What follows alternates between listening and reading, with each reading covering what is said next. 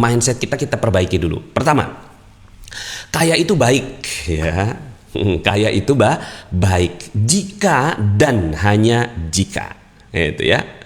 Jadi kaya itu baik. Nah, mindset ini harus kita tanam kuat-kuat gitu loh. Kaya itu baik, kaya itu baik, kaya itu baik. Tapi ada syaratnya, jika dan hanya jika. Satu, didapatkannya dengan halal. Oke? Kaya itu baik jika didapatkannya dengan halal, ya. Maka kita benar-benar mau kekayaan. Bismillahirrahmanirrahim. Assalamualaikum warahmatullahi wabarakatuh. Magnet rezeki, satu sama terhubung. Titipkanlah kepadaku satu ayatmu yang bisa membuat aku mengetahui rahasia di balik peristiwa ini dan mendapatkan solusi hanya darimu. Al-Fatihah. Oke, bismillahirrahmanirrahim. Assalamualaikum warahmatullahi wabarakatuh. Alhamdulillah, summa alhamdulillah, wassalatu wassalamu ala rasulillah wa ala alihi wa sahbihi wa wala wa la hawla wa la quwata illa billah, amma ba'd.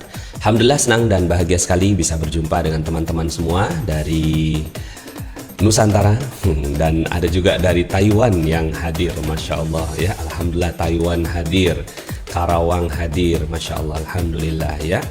Kemudian Jonggol ya, Gresik hadir, bismillah ya. Kemudian juga ini dari Lumajang, Jawa Timur siap belajar, alhamdulillah. Kemudian ini MDKR ya, MDKR ini mitra ya, mitra dari Dinar Khairul Razikin Sorek Riau hadir, alhamdulillah ya.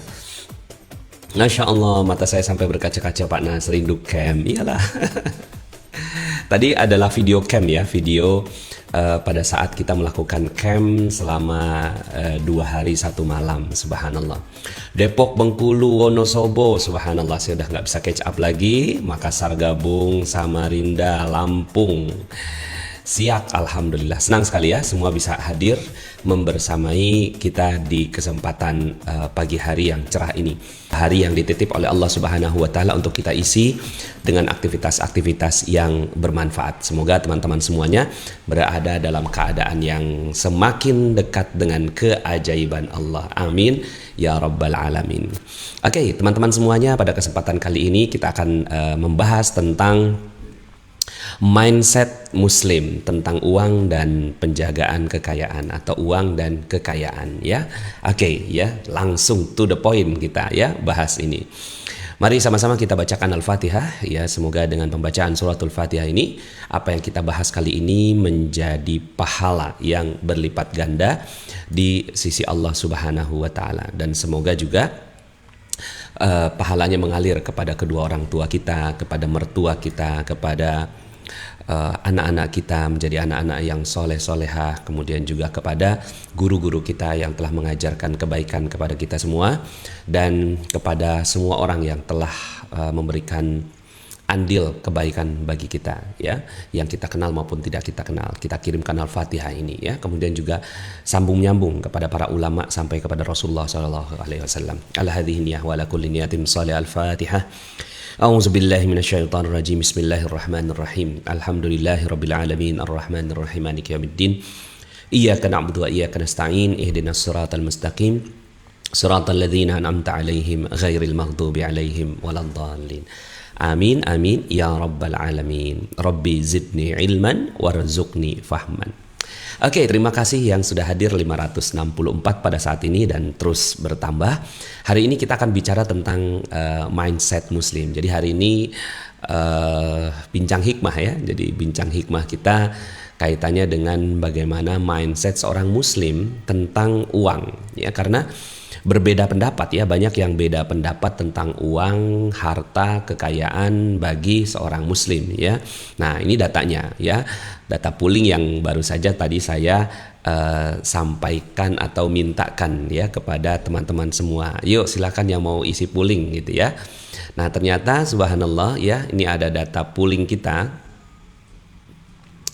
3% menganggap bahwa dunia itu penjara ya bagi kaum muslimin. Udahlah gitu ya, dunia itu hina gitu ya, sabar saja, nikmati nanti di surga. Itu ada 3% ya, ada 3% sahabat kita yang berpendapat seperti itu ya. Sah-sah aja ya, 3% itu berapa orang dari 1000 ya, berarti sekitar 51 orang ya, 51 orang yang mengisi polling ini, dan polling ini juga bertambah terus ya. Saat ini statusnya sudah 1.500 ya, 1.493 yang mengisi polling. Tadi masih 1.083. Oke, 3% ya, 3% yang menganggap dunia itu penjara bagi kaum muslimin ya.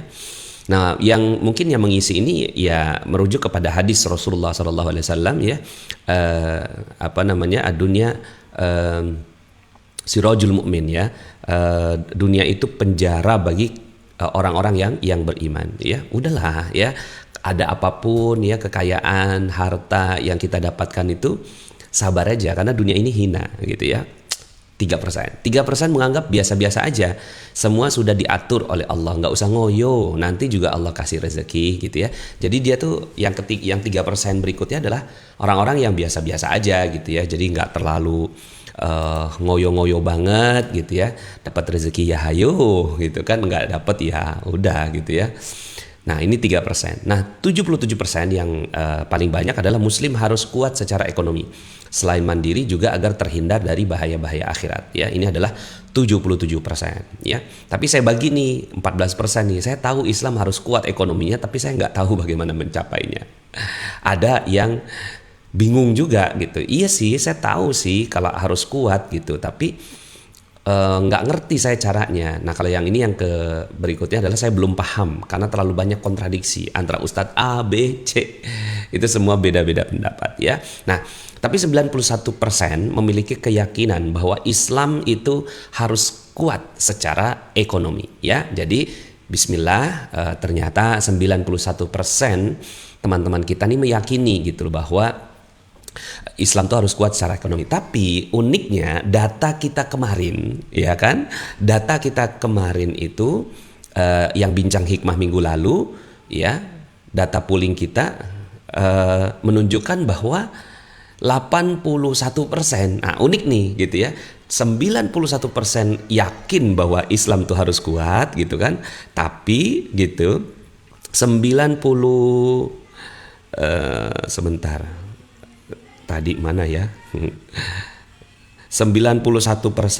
ya. Nah ini 81% di sini ya. Jadi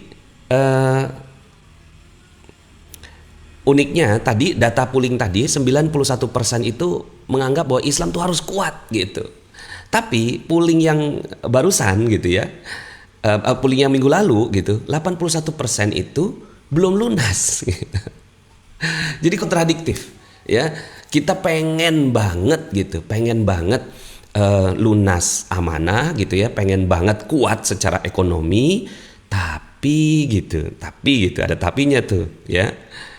Mana tadi file saya ya? Tapi saya gitu ya, nah ini ya. Jadi 91% pengen Islamnya kuat, tapi 81% itu berada dalam kondisi ekonomi yang tidak baik-baik saja ya. Tapi it's okay lah, artinya ada sebuah keinginan ya yang baik. Nah yang 9% adalah pendapat yang sedikit banyak menggambarkan tentang kehati-hatian ya, itu juga bagus ya. Nah sekarang tinggal bagaimana kita merapihkan gitu ya. Ada gap yang sangat besar antara keinginan dan realita ya. Keinginannya Islam kuat, realitanya gitu ya, ternyata kita berada dalam kondisi yang tidak baik-baik saja. Nah makanya materi ini penting gitu ya. Sumber dari segalanya itu adalah karena mindset kita yang nggak tepat terhadap uang dan kekayaan. Yuk kita bahas ya. Oke, nah polling tadi itu juga sesuai dengan data ekonomi umat ya. Data ekonomi umat ya, bahwa kekayaan Umar bin Khattab radhiyallahu anhu itu sampai mewariskan 70.000 properti gitu kan. Cash flow per bulannya itu sekian-sekian.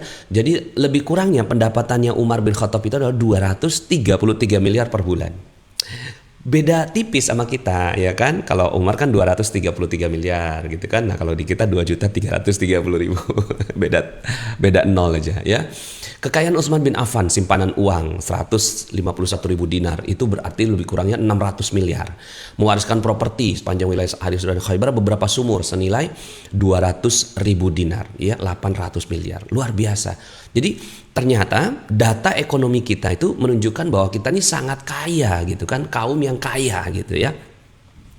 Kemudian Zubair bin Awam 50.000 dinar, 1.000 ekor kuda perang, 1.000 orang budak gitu kan. Artinya kan sangat-sangat makmur gitu ya, kekayaannya luar biasa. Kekayaan Amr bin As 300.000 dinar, kekayaan Abdurrahman bin Auf melebihi seluruh kekayaan sahabat. Nah, kalau dilihat dari data-data ekonomi ini gitu ya, poolingnya juga kita pengen umat Islam itu kuat gitu ya, 91%. Kemudian ada persoalan dari sisi amanah yang kemarin kita bahas, lunas amanah menggunakan emas gitu ya. Nah, berarti itu tadi ya, ada gap antara keinginan kita ya dan realita. Tapi kabar baiknya adalah gitu ya, kabar baiknya adalah jadi kan ini dream kita ya. Ini dream ya kan. Kemudian ini realita ya. Nah, realita kita gitu ya, itu 81% punya amanah. Dreamnya 91% ingin kuat secara ekonomi, ya kan? Ya, bukan hanya diri sendiri bahkan secara umat gitu ya. Nah, artinya ada gap yang tinggi sekali ya antara realita dengan dream gitu ya. Ya, realitanya punya amanah. Nah, kabar baiknya adalah realita ini didukung dengan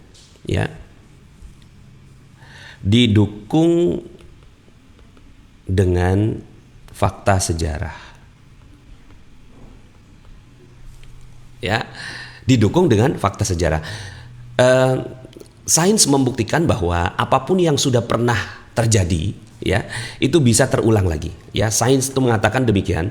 Jadi apapun yang sudah pernah terjadi di masa yang lampau itu bisa terjadi lagi tentunya dengan upaya-upaya tertentu, ya. Nah, maka kabar baiknya adalah insya Allah dream ini ya akan terjadi karena pernah ada sejarahnya umat Islam itu kaya raya. Oke ya, jadi bismillah, insya Allah kita optimistik ya. Nah, sekarang tinggal bagaimana ya mindset kita perbaiki dulu. Pertama, kaya itu baik ya. Kaya itu baik jika dan hanya jika. Itu ya. Jadi kaya itu baik. Nah, mindset ini harus kita tanam kuat-kuat gitu loh. Kaya itu baik, kaya itu baik, kaya itu baik. Tapi ada syaratnya, jika dan hanya jika. Satu, didapatkannya dengan halal. Oke? Kaya itu baik jika didapatkannya dengan halal, ya.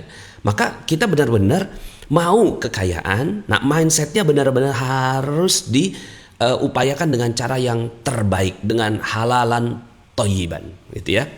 Dengan halalan thayyiban. Kalau nggak didapatkan dengan halal, ya lebih baik nggak deh. Kalau syubhat nggak deh gitu ya. Jadi jangan sampai seperti entah Nun di sana gitu kan mengatakan, Ustadz gitu, ini kita dapetin yang haram aja tidak mudah, apalagi yang halal gitu. Enggak kok, yang halal itu banyak ya. Yang halal itu banyak, dan halal ditambah dengan kaya itu adalah sebuah kebaikan. Karena ada juga yang mengatakan bahwa uang adalah pangkal segala kejahatan gitu ya. Nah, itu mindset yang nggak tepat. Mindset yang tepat adalah kaya itu baik jika didapatkannya dengan halal. Berikutnya adalah jika apalagi ya dimanfaatkan dengan baik. Jika dimanfaatkan dengan baik baru gitu ya. Jika dimanfaatkan dengan baik baru kekayaan itu juga baru bermanfaat. Kalau dimanfaatkannya dengan tidak baik ya, bagi teman-teman yang membangun tempat-tempat maksiat, itu juga nggak bagus. Oke, jadi didapatkannya halal, dimanfaatkannya dengan baik, dimiliki oleh muslim yang soleh. Oke, dalam sebuah hadis disebutkan ni'mal malus soleh lil mar'is soleh. Ya, sesungguhnya harta terbaik itu adalah yang dimiliki oleh seorang muslim yang soleh. Nah, jadi kalau seandainya ada muslim soleh, duhanya luar biasa, tahajudnya bagus, didapatkannya dengan halal, dia manfaatkan dengan baik, masya Allah, ya kita boleh ya iri dengan orang yang seperti itu, yang bersedekah dan seterusnya, ya. Kemudian berproses dengan niat yang benar, ya. Berproses dengan niat yang benar. Niatnya nggak boleh keserakahan, pengen nunjukin diri bahwa saya hebat, kemudian kemarahan karena dendam pernah dihina orang gitu ya. Kemudian jadi niatnya mesti benar. Kalau niatnya benar, insya Allah ya. Jadi kaya itu baik, cuma ada 4 syarat: didapatkan dengan halal, dimanfaatkan dengan baik, dimiliki oleh seorang muslim yang soleh, berproses dengan niat yang benar. Bayangkan kalau seandainya Anda memiliki 4 kombinasi ini, maka kekayaan yang Anda dapatkan 5 kombinasi ya, punya harta yang luar biasa kaya seperti tadi para sahabat-sahabat Nabi. Oke? Nah, jadi bismillah, yuk sama-sama kita rapihkan mindset kita. Kaya itu baik ya, kaya itu baik, tapi ada syaratnya. Oke? Jadi syarat itu yang betul-betul harus dipenuhi. Nah, maka ketika kita mau dapetin harta nih, tanyakan dulu, ini halal enggak halal, halal enggak halal. Enggak halal, buang. Jangan ragu-ragu sudah, gitu ya. Jangan ragu-ragu, langsung nih, ini halal haram gitu kan. Oh, ini haram nih gitu kan. Oh, mohon maaf gitu ya. Oh, ini syubhat. Oh, kalau syubhat saya tinggalkan. Begitu ya. Jadi kalau seandainya ya kita benar-benar melakukannya dengan baik, insya Allah ya. Oke, ini mindset pertama. Mindset yang kedua, bekerja keras. Banyak orang yang bertanya tentang bekerja keras itu bagaimana sih hukumnya gitu ya. Bukannya kita ini nggak usah terlalu ngoyo gitu kan. Ngapain sih kerja keras gitu ya. Ngapain kita kerja keras, wong rezeki sudah dijamin, nggak usah ngoyo, ya kan? Ngapain kita kerja keras? Nah, di sini rapihnya niat harus kita benar-benar wujudkan ya. Kita benar-benar harus mencapai kerapihan niat nih ya. Oke, rezeki udah dijamin, nggak usah ngoyo ya. Kalau dalam ilmu magnet rezeki kita kalau orang-orang barat itu kan kerja keras baru dapat duit gitu kan. Kalau di kita umat Islam sederhana, minta ampun sama Allah, rezeki pasti banyak gitu. Lah terus kemudian untuk apa kerja keras ya? Jadi kerja keras itu ya, bekerja keras bukan untuk dapatkan rezeki. Nah, ini mindset yang harus kita rapihkan ya. Panas ngapain sih? Ngoyo itu apa ya? Ngoyo itu terlalu ambisi ya. Nggak usah ambisi ya. Jadi ambisi kalau bahasa ini sahabat saya pada Malaysia nih ya, Roziana Rashid ya. Ngoyo itu ambisi ya, terlalu ambisius ya. Nah, jadi bekerja keras ya itu bukan untuk dapatkan rezeki. Wong rezeki udah dijamin, betul itu ya. Tapi untuk apa kita kerja keras ya? Untuk apa kita kerja keras? Jadi kerja keras bersungguh-sungguh gitu ya, bersungguh-sungguh luar biasa gitu kan. Upayanya adalah upaya maksimal ya. Bahkan dalam sebuah ya, ngoyo ambisius ya, betul. Jadi dalam sebuah hadis ya, Rasulullah SAW itu menyebutkan innallaha katabal ihsan ya. Innallaha, sesungguhnya Allah, katabal ihsan, mewajibkan kepada kalian al ihsan. Ihsan ini profesional. Profesional ini bukan ambisius ya. Katabal ihsan. Ihsan ini adalah sebaik-baik pekerjaan gitu. Nyapu sekali bagus gitu kan. Nyapu 2 kali lebih bagus. Nah, itu ihsan ya. Ihsan, ngepel gitu kan bagi seorang cleaning service gitu kan, dilap lagi, lap sekali bagus, lap berkali-kali gitu ya. Itu adalah profesional, ihsan ya, sebaik-baik pekerjaan. Oke? Nah, maka untuk apa kita bekerja keras ya? Untuk satu, tidak menjadi beban bagi orang lain. Ya. Jadi niatnya mesti rapih nih ya, bahwa saya bekerja keras bukan untuk dapatkan rezeki, tapi saya nggak mau jadi beban bagi orang lain ya, karena saya harus bekerja keras. Dalam materi kita sebelumnya kita membahas tentang doa 8 ya, auzubika minal hammi wal hazan wa auzubika minal ajzi wal kasal, pengecut ya, dan juga lemah ya. Jadi itu orang-orang yang menjadi beban bagi orang lain. Nah, kita nggak mau jadi beban buat orang lain, makanya kita bekerja keras gitu. Ya, so bekerja keras bukan untuk dapat rezeki, udah jamin kok ya, rezeki udah dijamin ya. Waktu itu ada satu dialog ya, seorang yang bawa lemari gitu ya, bawa lemari kemana-mana gitu ya. Nah, lemari itu untuk dijual gitu. Ada orang yang heran gitu ya, kenapa bapak ya kok bawa lemari ini gitu ya, Apa memang ada yang beli gitu ya?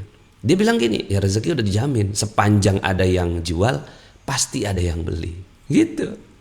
Subhanallah, keyakinannya luar biasa. Nah, kerja keras bukan untuk dapatkan rezeki, tapi untuk tidak menjadi beban bagi orang lain. Yang berikutnya adalah untuk dihapus dosa. Jadi kerja keras kita, ya kerja keras dalam upaya-upaya kita. Misalnya kayak sekarang nih ada mitra-mitra Dinar Khairul Razikin gitu ya. Dia kerja keras gitu kan, memperkenalkan emas berukir dinar gitu kan ke masyarakat, ya. Bekerja keras di tempat-tempat kita bukan untuk dapatkan rezeki. Karena rezeki udah dijamin, beneran rezeki udah dijamin. Tapi yang belum dijamin adalah penghapusan dosa. Dalam sebuah hadis disebutkan ada dosa yang tidak bisa dihapus dengan sholat, puasa, zakat, gitu ya, haji, umroh, nggak bisa dihapus dengan amalan-amalan tersebut, ya. Namun hanya bisa dihapus dengan berpayah-payah mencari nafkah. Itu ada sebuah hadis ya. Mohon maaf ya, saya nggak ingat mau masukin ke sini. Jadi bekerja keras itu juga untuk membuka perisai rezeki agar dihapuskan dosanya, ya. Jadi kerja keras. Pak Nas, ngapain sih kita kerja keras? Iya, untuk dihapus dosa. Ada satu dosa yang tidak akan dihapuskan kecuali dengan berpayah-payah mencari nafkah. Nah, maka bismillah, yuk sama-sama kita kerja keras, siap ya? Kerja keras di ladang-ladang kita. Ya, semaksimal yang kita bisa, semampu yang kita ya mampu gitu ya. Agar apa? Agar kita dihapus dosa kita oleh Allah Subhanahu wa taala. Dosa kemalasan, dosa pengecut ya kan? Dosa sedih, dosa takut, dosa nganggur, itu kan dosa-dosa yang nggak bisa dihapus kecuali dengan bekerja keras. Maka bismillah, yuk kerja keras. Berikutnya adalah mewujudkan fardu kifayah. Jadi kita kerja keras bukan untuk ya, dapatkan rezeki, tapi untuk mewujudkan fardu kifayah. Yang kalau seandainya kita nggak bekerja keras, akhirnya nggak terjadi. Sekolah, ya sekolah ini kan harusnya kan gratis buat semua orang gitu kan. Cuma sekarang ini kan ada proses pembayaran gitu ya. Ya oke lah, sekarang ini masih dalam proses seperti itu, tapi kita wujudkan nih fardu kifayah, sekolah itu harus gratis buat semua orang. Rumah sehat ya.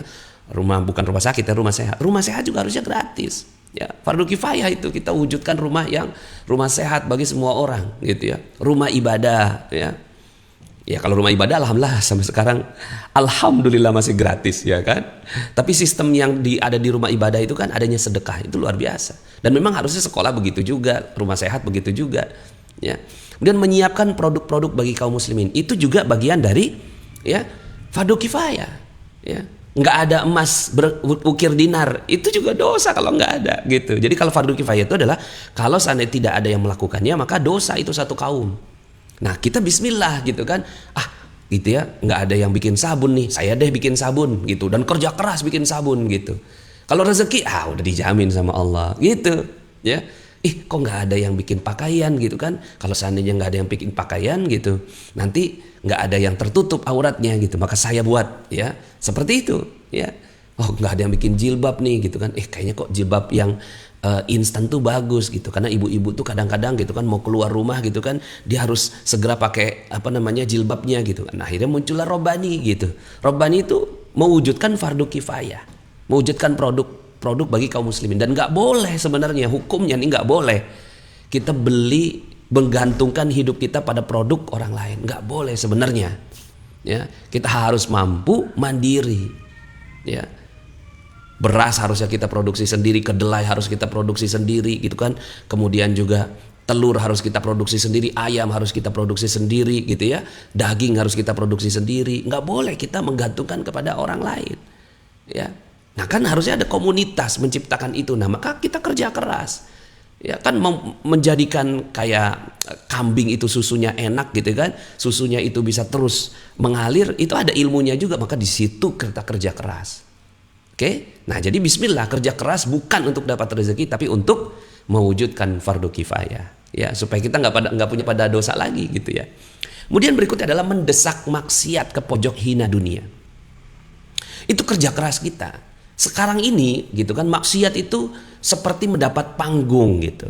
Maksiat itu seperti mendapatkan panggung. Kenapa? Karena kitanya nggak punya duit. Yang punya duit adalah orang-orang yang seperti itu ya. Nah maka yuk kita kerja keras untuk mendesak maksiat ke pojok hina dunia, sehingga akhirnya maksiat itu nggak bisa dihilangkan sama sekali, karena kita masih hidup bercampur dengan ahli surga dan ahli neraka kan masih bercampur gitu. Tapi kita bisa mendesak loh ke arah yang sampai dia tuh nggak berani menunjukkan diri gitu, malu gitu, sangat malu kalau dia melakukan maksiat. Lah kalau sekarang kan orang maksiat ini berlomba-lomba.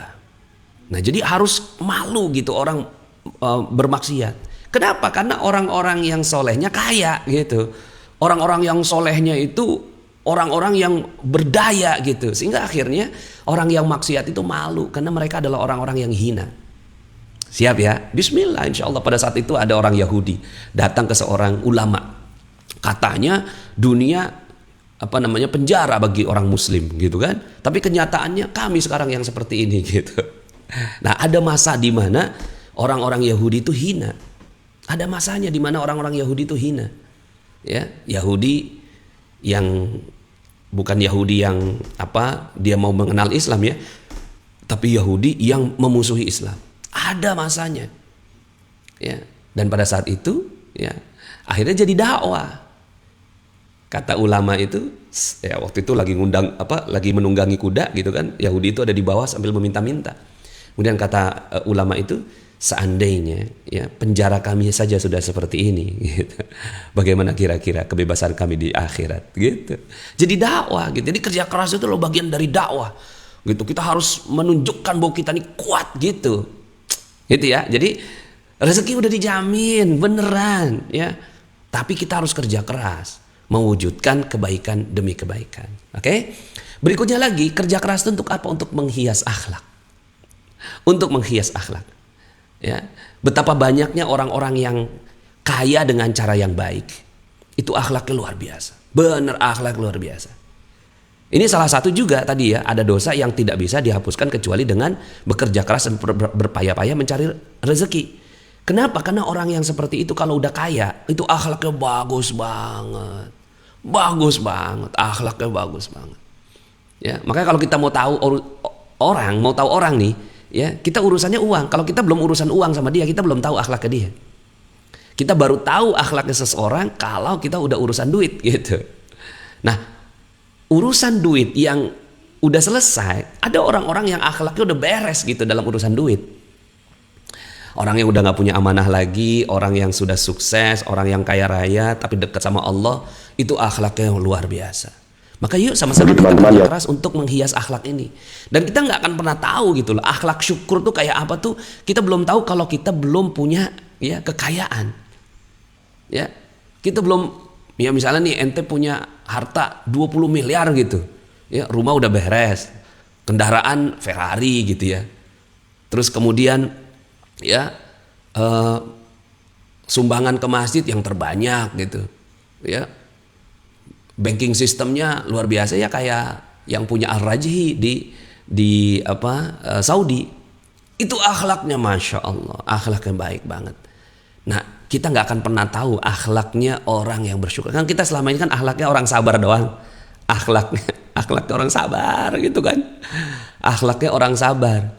Nah, yuk kita naikin level untuk masuk ke akhlaknya orang syukur. Gitu ya, bismillah, insya Allah.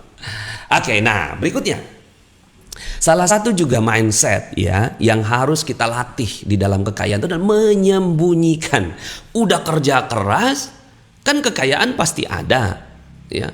Udah jadi hukumnya, udah sunatullah, udah rezeki udah dijamin, kerja keras pula, ya kan? Ya, dengan niatan-niatan yang tadi tuh. Terus kemudian dia pasti dapetin kekayaan. Nah, terus kekayaannya diapain? Disembunyiin, bro. Jangan kelihatan.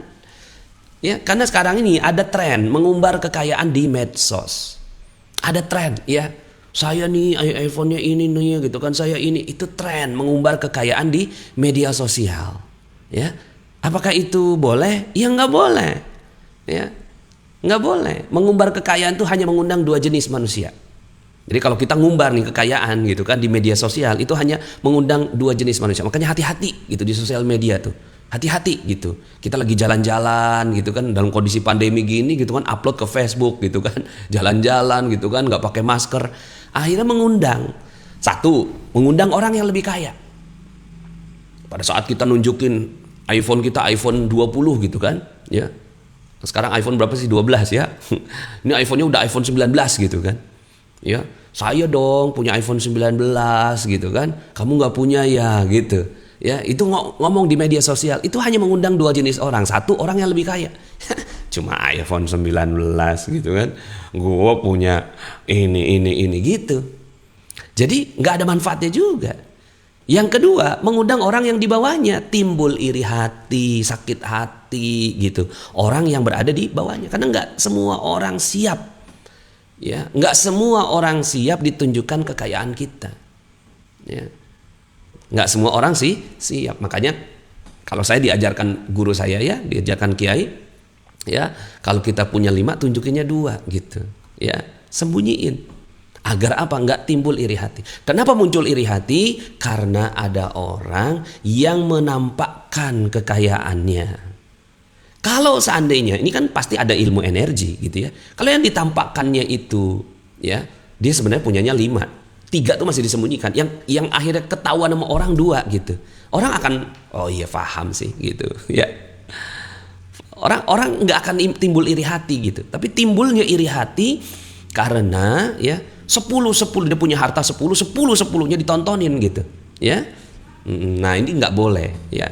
Jadi mengumbar kekayaan hanya mengundang 2 jenis manusia, ya. Orang-orang yang meremehkan, akhirnya kita juga diremehkan dan akhirnya kita jadi punya ambisi lagi. Kemudian orang-orang yang timbul iri hati dan kita menyakitinya, ya. Akhirnya ya. Pak Nas, kalau untuk motivasi bagaimana hukumnya, ya? Ya kayak ini ya, misalnya ada bisnis gitu kan, nih gitu kan, saya dengan bisnis ini saya berhasil ini. Iya, boleh-boleh aja, tapi ada tapinya. Dikasih tahu dong prosesnya gitu, dikasih tahu proses untuk mencapainya gitu loh. Ya, satu. Yang kedua gitu kan, ya, disembunyiinnya lebih banyak daripada yang ditampakkan. Ya. Itu boleh kalau untuk motivasi begitu. Yang selama ini kan udahlah, ini sekarang malah kebalikan gitu kan. Ya, punyanya 2, ya, ditunjukkannya 5. Ya. Punyanya 2, ditunjukkannya 5. Nggak punya motor, tapi dia belinya nyicil gitu kan. Akhirnya dia ya kelihatan sama orang punya motor, itu timbul iri hati lebih-lebih itu, ya. Oke, berikutnya adalah menyembunyikan kekayaan adalah sunnah Nabi dan sahabat. Jadi sembunyikan kekayaan itu adalah sunnah Nabi. Sahabat itu baru diketahui, ya, sahabat itu tidak diketahui hartanya kecuali setelah meninggal dunia. Itu para sahabat. Kemarin itu kan kita dapetin contoh yang bagus sekali ya dari Syekhuna Ali Jabir gitu ya. Beliau itu ya ketahuan hartanya setelah meninggal dunia. Pada saat beliau hidup nggak ketahuan hartanya. Pada saat meninggal dunia ketahuan hartanya, dan ternyata hartanya nggak ada gitu. Ya, masya Allah, ya. Kekayaan yang sebenarnya, nah ini dia. Ini mindset, ini benar-benar mindset. Masukkan ke dalam relung jiwa. Kekayaan yang sebenarnya adalah yang disembunyikan. Jadi yang ditampakkan itu bukan kekayaannya. Ya, kekayaan yang ditampakkan itu bukan kekayaan orang. Coba aja, mau lihat siapa? Warren Buffett, ya, orang kafir sekalipun, ya. Kita ngelihat dia ya biasa-biasa aja gitu. Baru ketahuan gitu kan kalau udah ada Forbes gitu kan, majalah Forbes gitu kan, mengumumkan kekayaannya gitu, ya, dan seterusnya. Nah, dampaknya apa dengan mindset ini? Dampaknya berlomba untuk hidup sederhana, ya, berlomba untuk hidup sederhana, tampilnya sederhana gitu, berlomba untuk tampil hidup sederhana. Karena kekayaan yang sebenarnya itu ente nggak tahu gitu. Kekayaan yang sebenarnya itu ada di berangkas gitu, ditanam gitu, orang nggak tahu gitu ya. Bismillah ya. Jadi dan ini mindset ini, kekayaan yang sebenarnya adalah yang disembunyikan. Itu mindsetnya semua orang kaya dunia. Tanyakan deh semua orang kaya dunia, ya. Ente belajar sama siapapun gitu kan, kekayaan sebenarnya dia adalah apa yang dia sembunyikan, bukan apa yang ditampakkan. Jadi kalau ada yang masih menampakkan harta, ya, masih menampakkan harta, ya berarti hartanya segitu-gitunya, gitu. Tapi kalau seandainya Anda nih tahu nih, dia kayaknya nih hartanya nggak segini-gininya nih, gitu kan, pasti ada yang disembunyikan, gitu, ya. Nah maka yang paling bagus adalah yang disembunyikan. Siap ya? Bismillah, insya Allah menyembunyikan kekayaan. Nah, Mindset berikutnya yang harus kita lakukan adalah mewarisi kekayaan. Ya, selama ini kan kita nggak pernah punya mindset nih warisan gitu. Saya mau warisi sesuatu buat anak-anak saya. Punya nggak keinginan seperti itu? Pasti punya, tapi realitanya bagaimana? Jangankan warisan, Pak Nas, untuk makan aja kita, ya sekarang kita mikirin gimana bisa makan. Nah ini kan berarti kan persoalan loh. Ya, karena kita nggak pernah mikirin tentang bagaimana mewarisi kekayaan kita. Nah, yuk setelah ini kita punya mindset dan punya dream gitu, Ya, meninggalkan generasi yang kuat secara ekonomi adalah kewajiban agama. Ini mindset, oke? Meninggalkan generasi yang kuat secara ekonomi adalah kewajiban agama.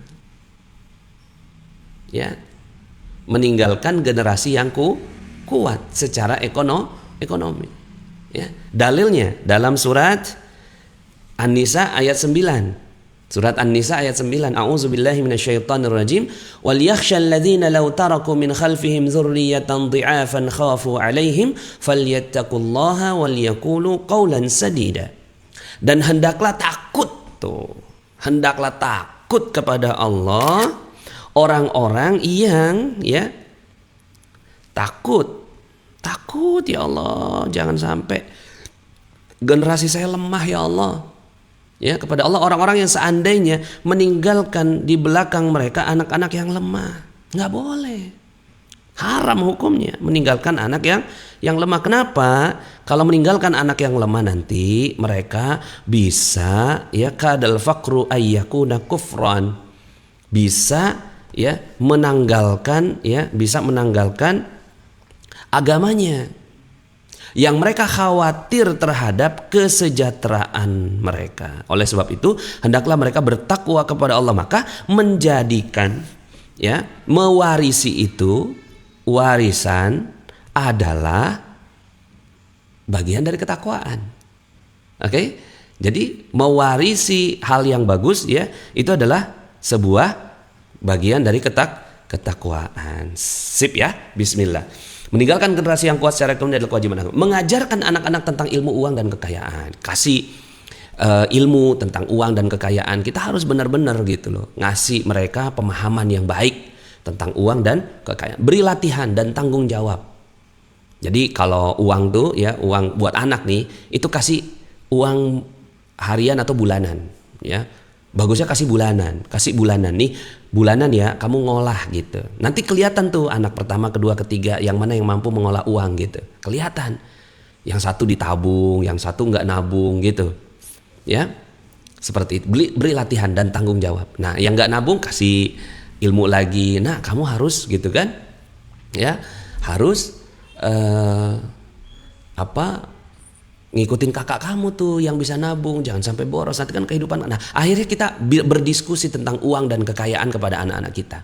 Kasih tanggung jawab dan jangan dimanjain Jangan dimanjain buat anak-anak. Buat doa, planning dan goal. Buat doa, planning dan goal kepada anak-anak kita.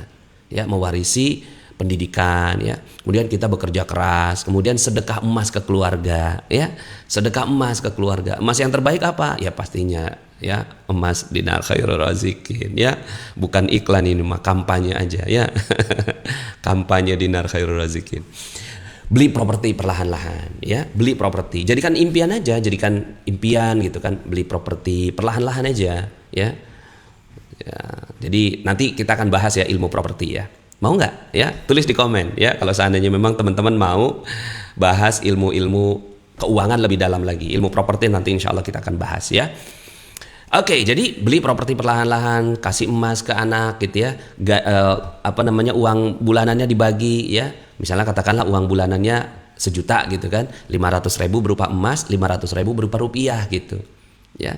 Seperti itu Oh iya, ini karena ada iklan Jadi materi ini dipersembahkan oleh Dinar Khairur Razikin gitu Bolehlah sedikit-sedikit. Khairul Razikin ini adalah sesuatu yang dinanti-nanti oleh banyak kalangan terutama di komunitas kita. Dan memang itu menjadi salah satu kekuatan dari produk Dinar Khairul Razikin. Kenapa penting? Karena emas tidak dipungkiri dia sebagai alat investasi. Semoga dinar khairul razikin ini menjadi pilihan yang mudah-mudahan memberikan solusi bagi masyarakat. Oke, nah jadi itu adalah iklan dinar ya. Nah, prinsip penyimpan dinar, tentukan tujuan menyimpan. Langkah pertama yang harus dilakukan adalah menetapkan tujuan menyimpan dinar. Ya, misalnya Anda menyimpan emas untuk ongkos naik haji, membeli rumah, atau untuk pendidikan anak. Ya, dengan tujuan yang jelas, Anda bisa membuat perencanaan berapa banyak dinar atau emas yang harus dikumpulkan untuk mencapai tujuan. Misalnya sebulan berapa ya? Sebulan misalnya seperempat dinar per bulan, gitu kan? Atau ya setengah dinar ya. Harus nih ya, nggak kerasa kok ya. Nah, kenapa nabungnya dalam bentuk dinar? Karena ya biasanya yang kita cintai ini ya, itu biasanya lebih lama dipertahankan ya. Nah, itu kan prinsip tabungan. Prinsip tabungan itu kan bagaimana kita bisa lebih lama mempertahankan tabungan. Bagi teman-teman yang Oke. Kemudian perhatikan kemampuan finansial. Menyimpan emas atau dinar harus dimulai ketika sudah memiliki dana lebih. Oke. Sebenarnya ini bukan dana lebih. Apabila setiap bulan sudah memiliki surplus, maka kelebihan dana tersebut dapat digunakan untuk membeli emas atau dinar. Maaf, ini saya saya kritisi sedikit ya. Ini yang bikin teman-teman ya. Jadi ya, nyimpen tuh harus dipaksakan. Oke? Paksakan ya. Paksakan. Nyimpen tuh harus dipaksakan. Nah, jadi kalau misalnya kita punya gaji nih, katakan gaji 3 juta ya per bulan, ya kan? Dapat gajian nih, itu harus langsung disisihkan, ya. Langsung sisihkan, ya, langsung bagi 2 tuh, ya. Yang mana yang harus ditabung dan yang mana yang harus dihabiskan. Yang mana dulu? Habiskan dulu baru ada sisanya, atau tabung dulu baru sisanya dihabiskan? Yes, benar. Tabung dulu, katakan misalnya tabung 1/8 dinar gitu kan, atau 1/16 dinar gitu. Loh, Pak Nas, emang ada Pak Nas 1/8, 1/16? Ya, tunggu aja bentar lagi, akan ada produknya gitu ya. Jadi 1/16 dinar itu kan 250.000. Ya udah langsung simpen aja, langsung ambil, simpen 250.000, 2.750.000-nya silakan ya dinikmati gitu. Silakan dikonsumsi. Jadi harus dipaksakan di awal. Nah, orang kaya itu saving dulu baru spending. Orang nggak kaya spending dulu baru saving. Kebalikan ya. Jadi orang kaya itu apa? Saving dulu baru spending. Kalau orang yang nggak kaya itu spending dulu, sisanya baru saving. Nah, ini nggak bagus ya. Jadi saving dulu baru spending. Saving itu tabung dulu baru spending. Oke? Jangan sampai Anda mengorbankan seluruh penghasilan atau bahkan berutang. Ya, nah ini nggak boleh punya amanah untuk membeli emas dan dinar. Komitmen dan konsisten. Dalam menyimpan emas dan dinar kita harus memiliki komitmen dan juga konsistensi. Di mana dengan menyimpan berarti harus bersabar dalam membangun dan menabung agar tujuan kita tercapai. Gitu ya. Bismillah ya. Ini adalah website kita ya. Jadi beli, daftar jadi agen dan segala macam itu di sana. Oke? Kalau dinar KR itu untuk tujuannya buat saving, bukan tujuan buat mata uang ya. Tujuannya buat saving, setelah tercapai baru dijual lagi barangnya menjadi rupiah lagi gitu ya. Kalau itu nggak melanggar undang-undang sama sekali gitu ya. Bismillah ya, insya Allah. Nah, kemudian Pak Nas, apa sih kelebihannya gitu ya? Kelebihannya dinar KR gitu. Nah, kalau mau ngelihat sebuah produk itu lihat perbandingan spreadnya ya, perbandingan spreadnya. Dinar KR alhamdulillah spreadnya itu paling rendah ya. Jadi dinar KR 24 karat itu kita nih ya, ini spread kita lihat ya, Antam 5,3, Lotus Arci 7,9, EOA 3, dinar Antam 15,8 ya. Ini makin kecil makin bagus, 14,7 ya. Kemudian dinar Galeri 24 itu 14,7, dinar Public Gold 9,3. Kita 3,5 ya, kecil banget ya. Bismillah insyaallah bah. Jadi keren banget ya. Bismillah. Oke, kita lanjut. Pinjam meminjam. Nah, ini juga kaitannya dengan mindset juga nih, pinjam meminjam gitu ya. Penyakit keuangannya adalah ini. Pinjam meminjam. Ya. Kalau tubuh itu ada penyakitnya, nggak ada yang membuat nggak sehat gitu. Misalnya nih jantung itu apa sih gitu, yang nggak membuat dia sehat gitu, gorengan gitu kan, itu sebab tuh. Maka jauhi gorengan kan gitu. Kemudian apa lagi gitu ya, begadang gitu kan, begadang. Jadi tidurnya lewat dari jam 11 dan itu terus menerus gitu. Itu yang kena liver. Maka penyakitnya atau yang membuat nggak sehatnya liver adalah begadang, maka jauhi. Ya, jadi setiap organ itu ada penyebab-penyebabnya. Nah, kalau untuk keuangan itu ada penyakitnya ini nih, pinjam meminjam. Jadi akhirnya ya udah nggak boleh dong, ya. Sebisa mungkin kita udah benar-benar panas. Ada tuh Nabi gitu kan, pinjam meminjam gitu kan, bahkan di akhir hayatnya Rasulullah SAW itu besi ininya sedang digadai gitu. Iya, itu salah satu bagian dari sejarah gitu loh, bagian dari sejarahnya Rasulullah, karena beliau sedekah terus. Ya, ada duit sedekah gitu. Pas nggak ada gitu, ya udah saya pinjam dulu gitu. Lah kalau kita gitu kan, nah kan kalau Nabi itu kan polanya sedekah banyak gitu kan, sampai nggak punya duit. Oke? Sedekahnya banyak ya, sampai nggak ada duitnya. Ini saya ganti warna kayaknya bagus ya. Nah, jadi kalau Rasulullah SAW itu sedekahnya banyak, pas lagi perlu ya pinjam dulu. Gitu. Pas lagi perlu tuh pinjam dulu. Kalau kita apa? Sedekahnya kagak banyak, gitu kan? Kagak perlu, pinjam terus. Ya kan? Kalau perlu ini kan perlu mendesak sebenarnya nih. Keperluan-keperluan yang mendesak. Kalau kita kan minjem lagi. Beli mobil, beli motor. Motor udah lunas yang satu, beli lagi motor yang kedua. Ampun, kagak beres-beres. Gitu ya. Jadi ini penyakitnya. Jadi maka yang harus kita lakukan adalah bagaimana kita bisa menghindari itu. Jadi kalau seandainya nggak mau kena livernya, ya jangan begadang. Kalau nggak mau kena jantungnya, iya jangan makan gorengan, kan gitu. Atau gorengannya disedikitkan gitu. Nah, itu penyakit keuangan adalah pinjam meminjam. Nah, ini harus jadi prinsip dan mindset. Pantang meminjam, kecuali ke keluarga terdekat. Jadi kalau pada saat kita mau benar-benar terpaksa minjem gitu ya, itu pantang minjem kecuali ke keluarga terdekat. Pak Nas, saya udah nggak bisa lagi minjem sama keluarga terdekat, berarti ente udah nggak dipercaya, udah jauh, berarti nggak boleh minjem. Jadi kalau pada saat misalnya kan ada saat-saat dimana kita dari sisi ekonomi gitu kan, ya dari sisi ekonomi itu ya lagi nggak bagus, ya udah kita terpaksa. Tapi minjemnya ke keluarga terdekat, nggak boleh ke keluarga yang jauh atau orang yang baru kita kenal, baru kenalan di Magnet Rezeki, tiba-tiba udah gitu kan ngejapri-japriin gitu kan, boleh nggak pinjam sesuatu lah. Baru aja kenalan kemarin gitu kan, tahu-tahu udah minjem. Nah ini berarti orang yang nggak sehat ini. Pasti orang keuangannya pasti nggak sehat. Jadikan lunas amanah itu sebagai goal utama. Kita nggak akan pernah bisa kuat deh, masyarakat kita nggak akan pernah bisa kuat kalau nggak lunas. Ya, negara kita juga nggak akan pernah bisa kuat. Gitu. Jangan mimpi gitu negara kita bisa kuat gitu kan dengan ngutang lagi gitu, nggak akan pernah bisa. Nah jadikan lunas amanah itu sebagai goal utama. Bahkan orang paling kaya itu adalah orang yang nggak punya amanah hari ini ya. Orang yang paling kaya hari ini. Pantang memberi pinjaman. Nah ini juga pantang ngasih pinjaman kecuali, nah ada kecualinya, siap mengikhlaskan. Dan, nah jadi ada dua syarat di sini.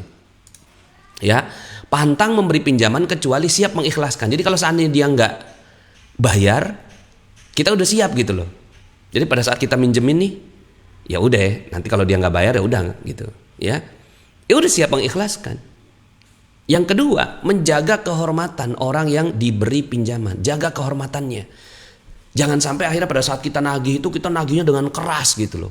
Habisnya dia nggak mau bayar sih panas, ya berarti ente nggak siap mengikhlaskan, ya makanya pantang kasih pinjaman kecuali ente siap nih, ya siap mengikhlaskan dan jaga kehormatan orang yang diberi pinjaman. Orang yang diberi pinjaman itu adalah orang yang mulia, ya rezeki dititip di mana? Di kemuliaan dan kebahagiaan orang lain. Maka dia harus kita jaga kehormatannya. Nggak boleh kita ngomongin ke orang-orang bahwa dia ngutang sama saya itu gitu. Masya Allah, merendahkan orang nggak boleh. Jadi boleh-boleh aja minjemin, ya. Tapi Anda harus rela kalau dia kagak bayar. Kalau Anda nggak rela nih, kayaknya dia nggak mungkin bayar. Jangan dipinjemin dong. Jangan dipinjemin, gitu ya. Bismillah ya. Ini mindset pinjam meminjam, ya. Tertulis dan rapih, ya. Tertulis dan rapi, ya. Jangan sampai akhirnya ya kita nggak punya catatan orang-orang yang pernah minjem duit ke kita nggak punya catatan amanah kita, ya nggak boleh, harus tercatat dan rapi. Oke, terakhir ya, kita wrap up ini. Umat Islam akan kuat kalau mindset keuangan setiap muslimnya tepat. Jadi mudah-mudahan dengan yang tadi kita bahas gitu ya, itu insya Allah akan membuat kita menjadi muslim yang kuat ya. Berjuang mandiri secara ekonomi adalah batu bata bagi kekuatan Islam.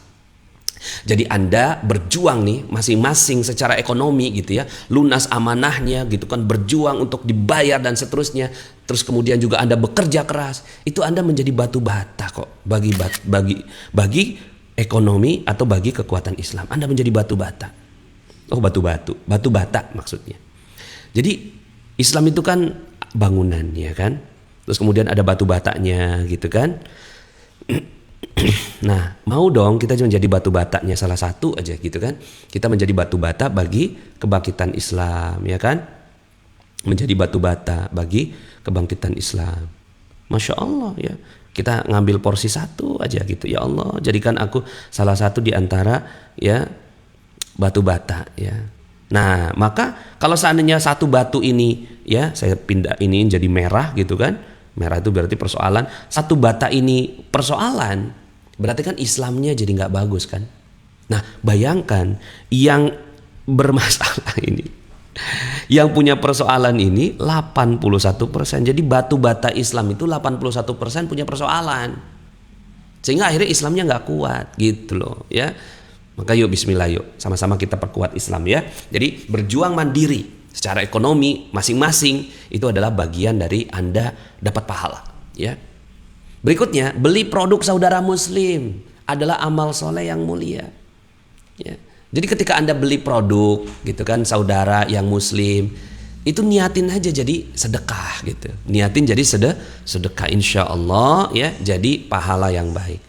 Dapatkan keuntungan yang wajar itu tuntutan agama ya. Hindarkan gengsi. Kalau seandainya mau berusaha, saya mah malu gitu kan. Kalau seandainya saya di bisnisnya ini gitu, jangan dong ya, jangan malu, hindarkan gengsi. Yang penting kalau rezeki halal, insya Allah. Yang penting halal ya, yang penting halal. Bismillah ya, insya Allah. Oke, alhamdulillah itu adalah materi terakhir ya. Mudah-mudahan saya doakan teman-teman semuanya bisa menjadi muslim yang kuat ya, dan diizinkan oleh Allah Subhanahu wa taala untuk sama-sama bertemu dan bertetangga di surga Allah Subhanahu wa taala ya. Ada pertanyaan enggak kira-kira ya? Kita lihat di komen ya, apakah ada pertanyaan? Kalau ada pertanyaan nanti sedikit banyak saya akan semampunya jawab. Kalau enggak ada, alhamdulillah, mudah-mudahan bincang hikmah kita bermanfaat ya. Dan mungkin ada yang nanya juga ke saya ya, Pak Nas, kenapa sih Pak Nas selalu ngomongin agama gitu kan ya, agama ya gimana, orang saya lahir ke muka bumi ini diazanin kok gitu ya. Jadi saya diazanin sama orang tua saya, maka akhirnya setiap kita ngomong gitu kan, kita selalu bicara tentang agama. Ini ada pertanyaan, kalau cara jual dinar KR itu harus kemana? Pertama ya, Anda jualnya ke orang yang pertama kali beli ya. Misalnya kita beli ke A nih gitu kan, kita udah buat sistemnya kok, kita udah buat sistem. Kalau seandainya Anda belinya ke A, maka jualnya ke A lagi, insya Allah A itu akan sangat-sangat membantu Anda. Tapi kalau seandainya nggak ketemu si A nih gitu kan, ya coba nanti kontak ke website gitu kan, di sana ada nomor telepon kita, silakan bagi teman-teman yang akan bantu. Kalau seandainya ya ekosistemnya Dinar Khairul Razikin nggak sanggup gitu ya untuk menyerap, insya Allah di Pegadaian, di di toko emas ya pasti laku, namanya juga emas ya, emas pasti laku di mana-mana. Cuma harga terbaik pastinya dijualnya ke komunitas. Kalau belinya bagaimana Pak Nas? Kalau belinya itu di ya, ini saya tulis di sini ya, di sini ternyata belum ada ya. Nah nanti silakan belinya di sini. Ya sudah saya sampaikan di sini ya. Jadi untuk beli ini ya beli dinar KR itu silahkan ya untuk membelinya di dinarkr.com. Nanti di situ ada linknya untuk membeli ya.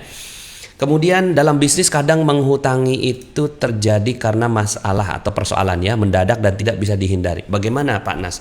Ya kan tadi ada tuh. Jadi kalaupun seandainya dia mau punya amanah atau menghutangi gitu ya, seperti ini kan tadi ya.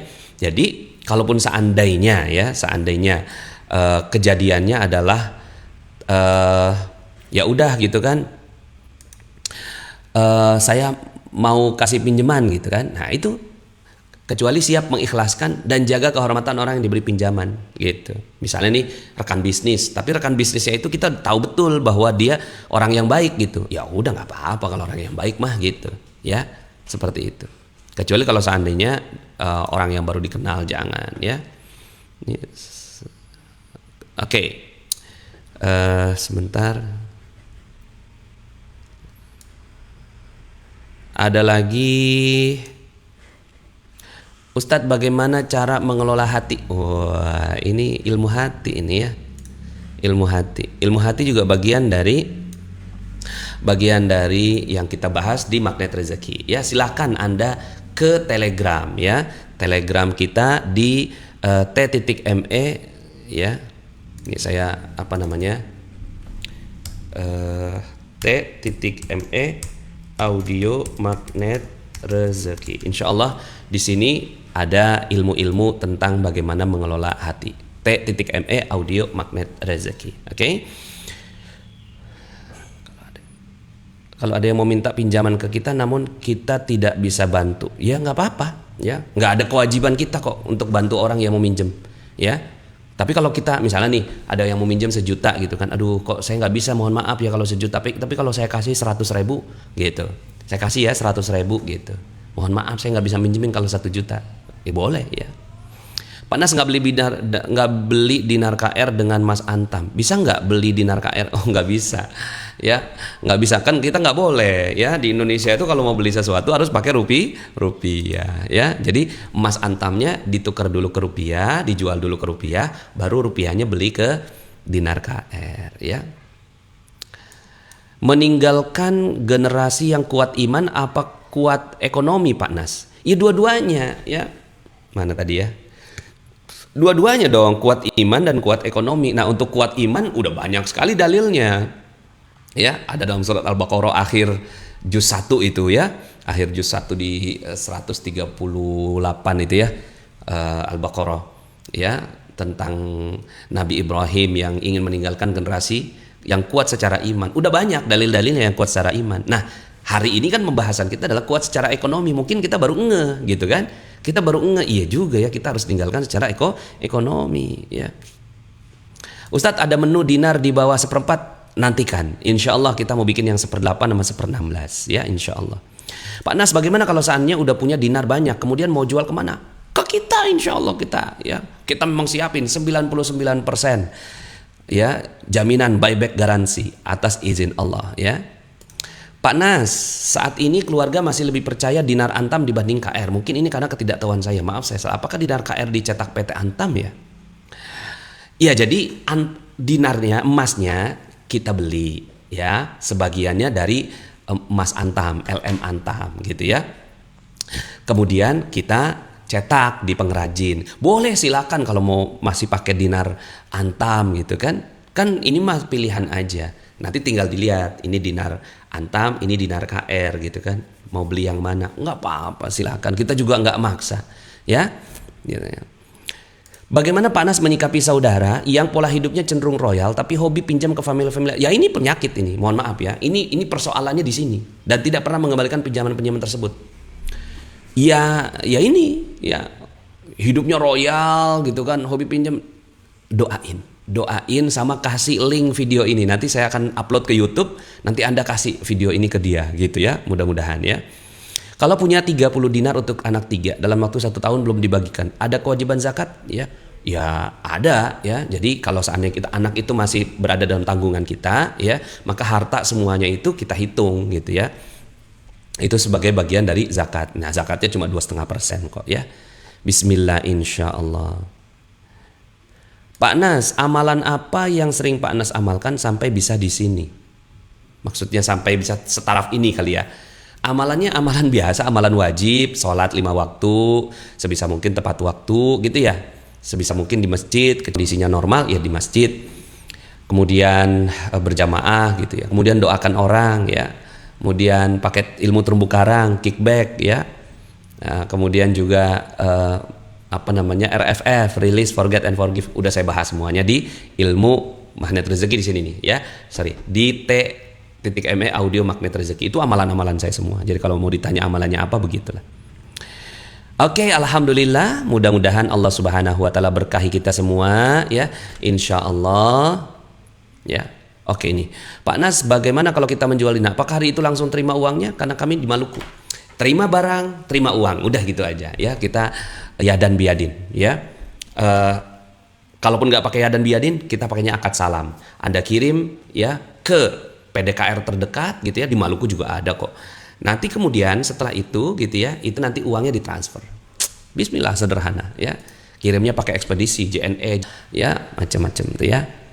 Bismillah. Baik, alhamdulillah. Terima kasih banyak ya. Semoga Allah Subhanahu wa taala berkahi kita semua insyaallah. Sampai jumpa di Bincang Hikmah pekan depan. Saya Nasrullah undur diri. Billahi taufiq wal hidayah. Wassalamualaikum warahmatullahi wabarakatuh.